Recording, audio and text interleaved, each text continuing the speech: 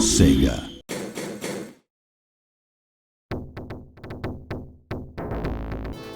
Golden Axe takes you to the fantasy kingdom of Urea, which has been taken over by the evil Death Adder and his minions.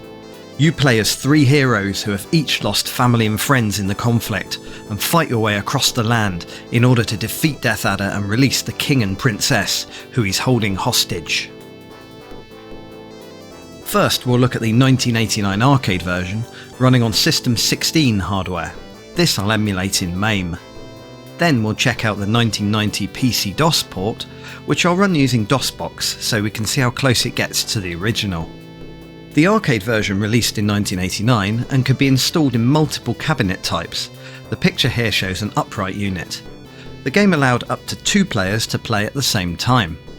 After a quick warning not to take drugs, at least in this US version, the title rolls into place. This is then followed by a sequence introducing the 3 heroes and showing off their magic abilities. First up we meet Axe Battler, a barbarian who lost his mother to Death Adder. His magic is explosions, which, at maximum, cause some sort of nuclear mushroom cloud. Next up is Tyrus Flare, the Amazon, who lost both her parents.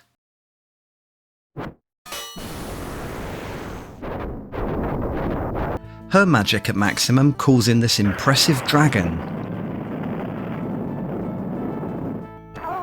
And finally, it's fan favourite Gilius Thunderhead, the dwarf, who lost his brother to Death Adder. His lightning magic can be built up to this full-on lightning shower. We then see the evil Death Adder and the massive golden axe he wields. Although amusingly in this arcade original, Gilius also has a golden axe from the start. This was changed to a silver one in the home ports to avoid confusion. Some 2-player demo sequences then show, with Gilius and Tyrus using various versions of their magic. A later demo sees Tyrus and Axe fighting on top of a giant eagle, who doesn't look best pleased to be hit with explosions and fire. When you start the game, you see this iconic character selection screen. I'm playing 1-player mode here and using Tyrus Flare, as she has the best magic. First of all, you meet your friend Alex, who gives you an introduction and promptly dies. You then start your quest across the land, fighting some lowly grunts initially. You then poke a little thief, causing him to drop some magic bottles, which increase the power of your magic. You have various attack moves, including some powered up moves if you jump high and then land on an opponent, which can kill them with 1 hit. Here I take out 2 and jump on a chicken legs monster last seen in Altered Beast, then collect some more magic.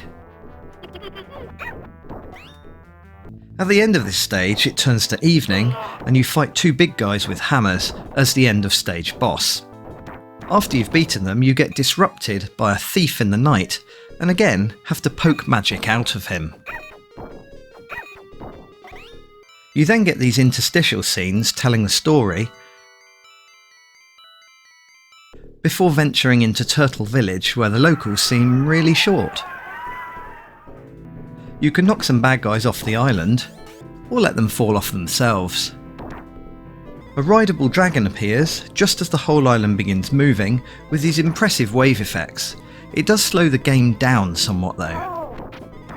The end of stage boss is a collection of bad guys who keep trying to attack me with their dragon, so I call my dragon in. We then meet the first skeleton, who moves in a juddery motion, a bit like the stop-frame animated ones in the Jason and the Argonauts movie. Another nighttime sequence introduces a green thief who carries meat, great for boosting your energy. You then find out the village was actually on the back of a turtle, then continue your quest. A red dragon shoots fireballs in a straight line. All these beasts can be useful, but they also run away if you're knocked off them too many times. As you reach the turtle's head, a leap of faith is required, before you meet the hammer-wielding brothers again. Defeat them, and a few more warriors, then you meet a knight in the courtyard, but my dragon helps here again.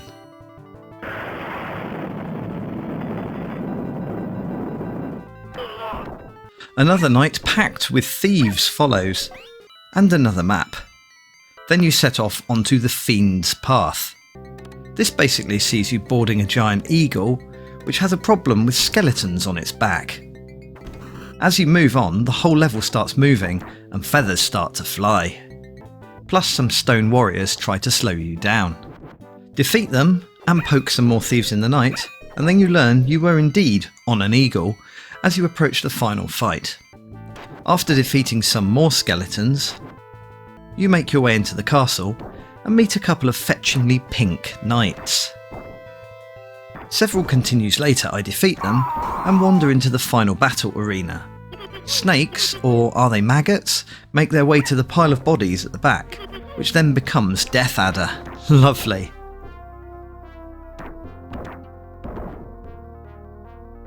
There's then a massive fight where I wash everyone with flames. Then Death Adder reveals the ability to send lightning bolts through the floor at you. After many more continues, eventually I kill Death Adder, but sadly he died mostly off screen. The King and Princess are then released, and say nothing, before a final map screen. Then things get meta and weird as we cut to an arcade filled with Sega games and the bad guys jump out of a misnamed Great Axe cabinet, followed by the heroes, and a chase ensues downtown.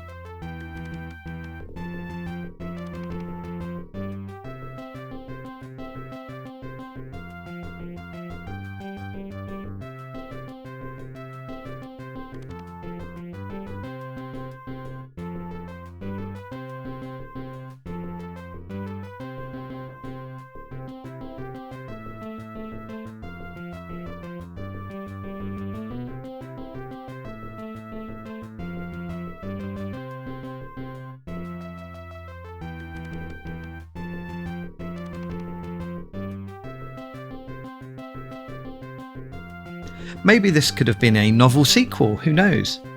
Gilius is too slow to escape the thanks message though. You then see your grading. There's actually no high score table in this game at all, and that's it. That's Golden Axe arcade version. Now enjoy a minute of the gameplay without me talking over it, to hear how it sounds.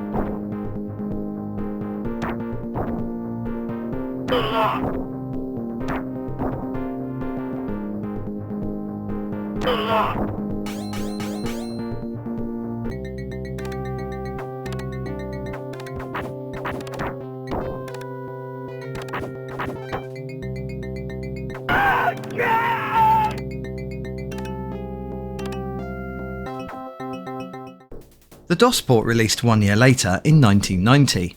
The box art shown is from two different regions, with the US art on the left and the European art in the centre. It was released originally on 5.25-inch floppy disks and later on the 3.5-inch disc shown here. This was ported by just 2 developers for Sega, and it uses the sprite set from the Sega Mega Drive or Genesis version. But it's nowhere near as good as that port.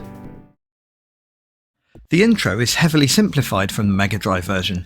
It's just an unanimated title screen, though at least the developers managed to get their names on the screen. When you start, you have to complete a password protection screen, then you see the same options as per the Mega Drive version, including a beginner and the dual fight mode. You can increase your basic health level in the options. There's a hidden cheat here too. If you press 1 to 8 on the keyboard, you can choose the starting level, which I needed to use a few times in order to get this footage, as the gameplay isn't great. One big reduction here is the magic effects. Axe Battler now only has this simple explosion effect. Gilius has this wave lightning effect, but Tyrus still has the big dragon. although this looks odd when you're using level 1 magic, yet get the level 6 magic effect. When you start the game, you see the skeleton has no background on this version, and there's no death scene for your friend Alex. I suspect this might be to keep the age rating lower.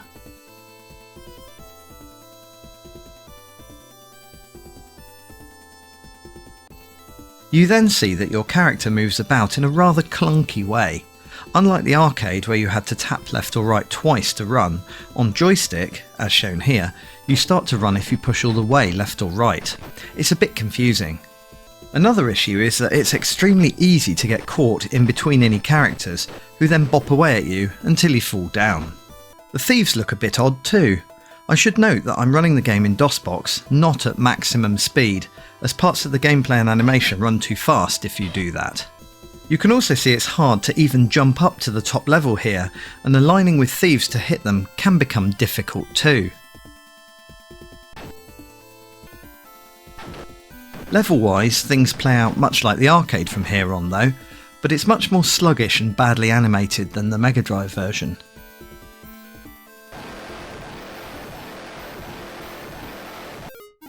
The nighttime scenes again show how hard it is to connect with the thieves.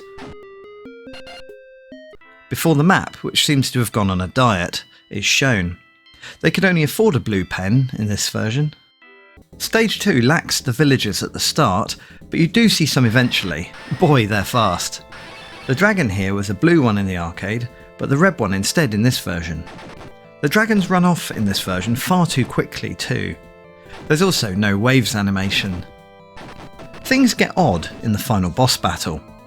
After getting pummeled for a while and wondering how you're meant to actually play this version, I try a big jump but somehow jump clean off the bottom of the screen. No wonder I scored so badly. It's time for the hidden level select cheat. So we move on to the next stage, where you can once again get boxed in by enemies that it's hard to connect with, before the leap of faith claims another life. The two brothers appear, but they're a different colour to the arcade version. Eventually I get to the courtyard battle with the knight. Taste dragon! That made it easier. The next stage takes us on to the eagle, where you discover the skeletons are super weak in this version. The stone warriors are still pretty tough though. Yet another frustrating night where you can't quite hit the thieves, before what was the final battle in the arcade version. A hilarious fight with skeletons ensues where we all jump to our death to save time. The battle with the knights has less background castle scenery, but at least they're red. After a lot of hard to achieve kicks, we finally get to Death Adder's room via a transition. These thieves are annoying, but the final fight will be much more annoying. Eventually Death Adder just appears through the doors, no maggots here. Have some dragon, sir! He's much easier than the arcade version, as he doesn't hit you with floor-based lightning magic. And then I finally managed to sort out some of the high attacks. Note that your sword never points downwards as per the arcade version. And so, the king and princess are released. But they then tell you that Death Adder has a boss. This leads to the extra 2 levels from the Mega Drive version. The dungeon starts with a few bad guys and another annoying leap of faith. Then some more easy skeletons and a battering from some stone warriors. After a few more of both, and some thieves, you wander into Deathbringer's lair. Isn't that a character from Star Wars in the background? They start throwing everything at you here, but at least the dumb enemies will fall off the edge quite often. And now it's time for the final battle, to stay awake. Deathbringer has an annoying habit of using all 3 of the hero's magic every time you get knocked down. This doesn't actually lose you too much health, but it does mean you have to wait through the animation every time you hit the ground. This quickly becomes boring. Now it is possible to increase the speed of the game in DOSBox to make these run faster, but then all the animation moves quicker, making the fighting nearly impossible to work out what's happening. And so, after a full 10 minutes of yawning through this, eventually I die, ironically, to my own dragon. Not quite as memorable as the simple arcade version. Try to enjoy a minute of this version.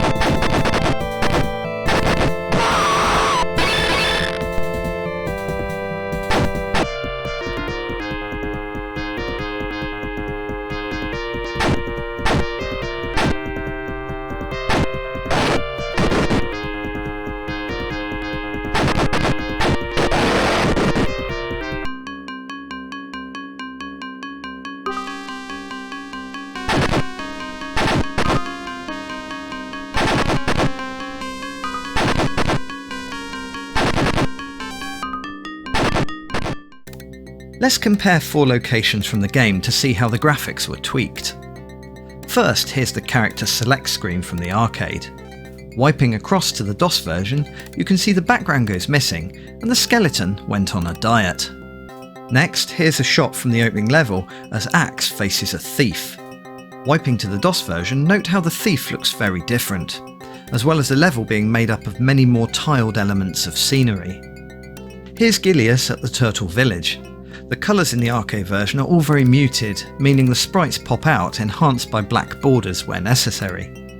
Wiping across to the DOS version, you can see the colours are brighter and the dragon changed type, plus the scenery is somewhat less complex. Finally, here's Tyrus getting ready to battle the knight. Note the beer garden pub sign.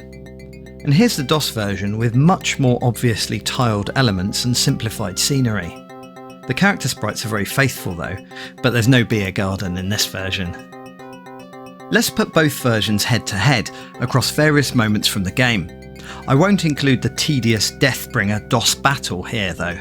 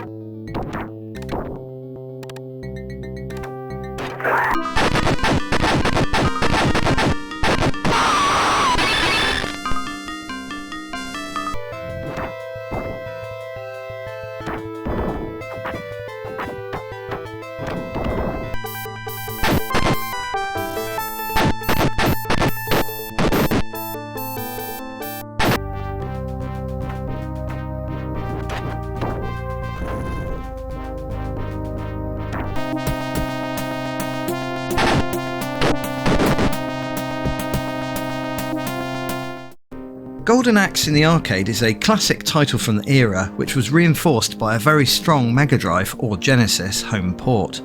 The DOS version keeps all of the graphics of the Mega Drive version but fumbles the gameplay, being awkward to move about, jump up levels, hit thieves, and even manage to fight the bad guys without being battered into submission. Without the hidden level select, this comparison wouldn't have got past Turtle Village.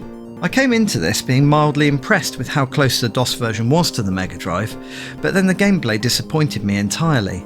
If you want to play the Mega Drive version, then play that version. I'd avoid the DOS port unless you like to play Golden Axe with added frustration. If you like this comparison of Golden Axe, then give it a like, or subscribe, ring the bell, etc. to find out when I've uploaded something new, and join me next time for a turbo boost or two.